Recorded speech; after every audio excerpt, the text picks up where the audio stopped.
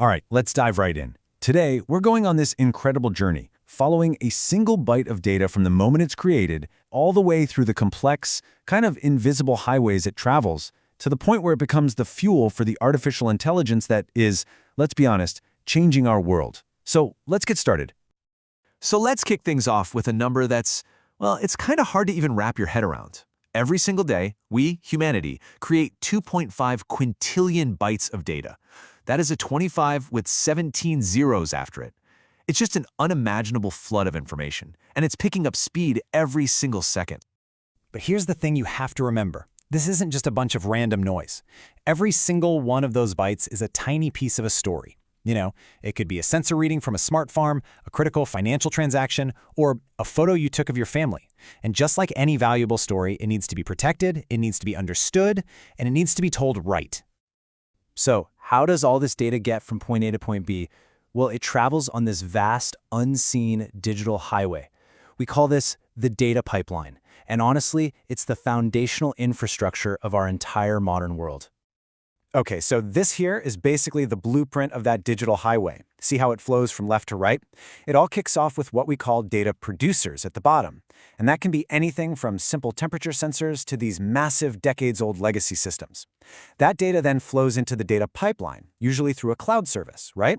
That's where it gets processed, secured, authenticated, and finally it makes its way to the data consumers on the right. That's the mobile apps, the web dashboards, and all the analytics tools we use every day. The problem, of course, is that this highway is constantly under attack. You've got bad actors using all sorts of tricks, like man-in-the-middle attacks, where they sneakily sit between you and a service, or DNS tunneling, to snatch and even change the data while it's in transit. And the stakes? They couldn't be higher.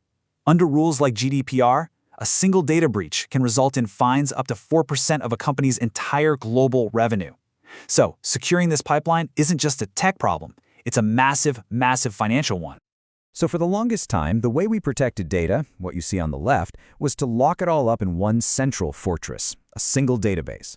But that creates one single point of failure. The picture on the right, though, shows a completely revolutionary new approach. Instead of one fortress, the data is spread out across a whole network of them.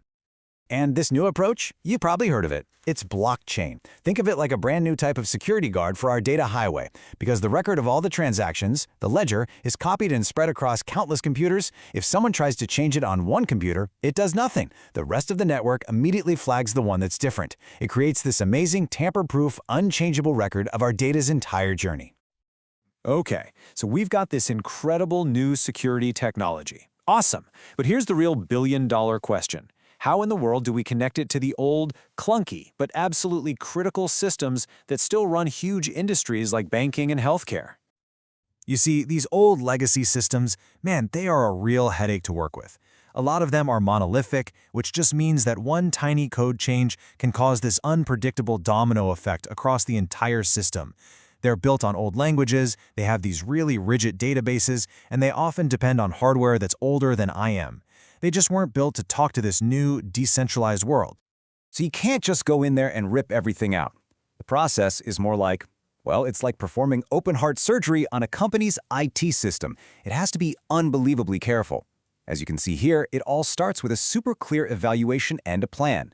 Then experts use what's called middleware, things like API gateways, which basically act as translators between the old and the new. After that, it's all about intense, automated testing and just constant monitoring to make sure nothing, and I mean nothing, breaks. All right, let's say we've done all that. The data pipeline is secure. Awesome. But for AI, that's really only half the story. See, it's not enough to know the data arrived safely, and AI needs to know where the data came from in the first place and if it's even trustworthy. This is what we call the problem of data provenance. Data provenance is, for all intents and purposes, a birth certificate for data. It's the documented trail of where a piece of information came from, its source, and its entire chain of custody. Think about it. Without this, an AI could be learning from biased data, or copyrighted stuff, or just flat-out wrong information, and that can lead to some really disastrous results. And it's not just a tech problem. Researchers over at MIT really hit the nail on the head with this one. Solving this is about fairness and trust. It helps the people who create data get credit for their work, it helps AI developers build safer models, and it helps all of us actually trust what these powerful new systems are telling us. So what's the holdup? Well, the problem right now is that our toolkit for this is, frankly, a total mess. This diagram from MIT illustrates it perfectly. It's a patchwork. Over on the left, you've got things like digital watermarks. In the middle, you have all these different dataset standards. Then you've got opt-out tools. They're all separate, they don't talk to each other, and there is no universal standard.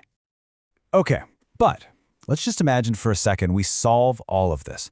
What happens when our data is secure? It's integrated with all our old systems, and it has a clear, trustworthy origin story. Well, that's when things get really exciting.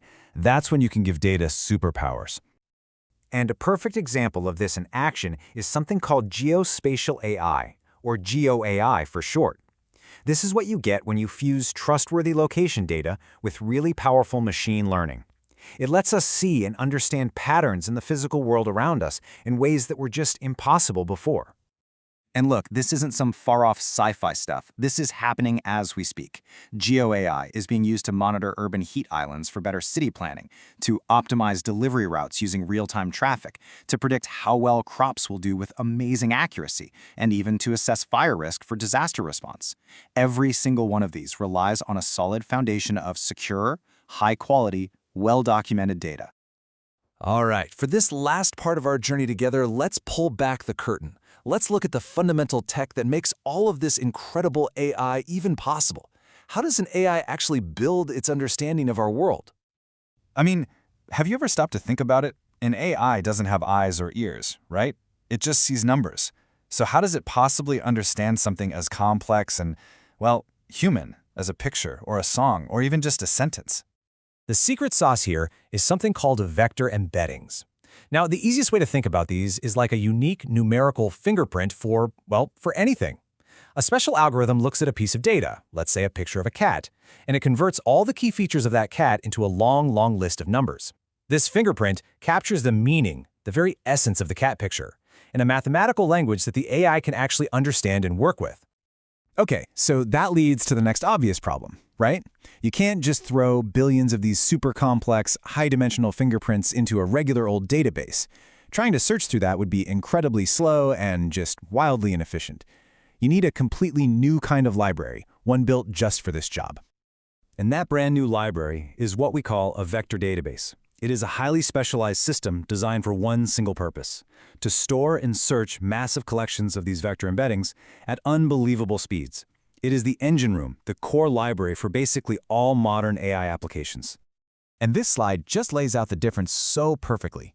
On the left, you've got the old way. Keyword search. It finds exact matches. You search for the word car, you get stuff with the word car. Simple. But a vector database unlocks what's on the right, similarity search. You can give it the fingerprint for a picture of a red convertible, and it will find fingerprints for other sports cars, even if they're blue or black or green, because it understands the concept, the idea of a sports car, not just the letters C-A-R. It's searching by meaning. And that right there brings our whole journey full circle.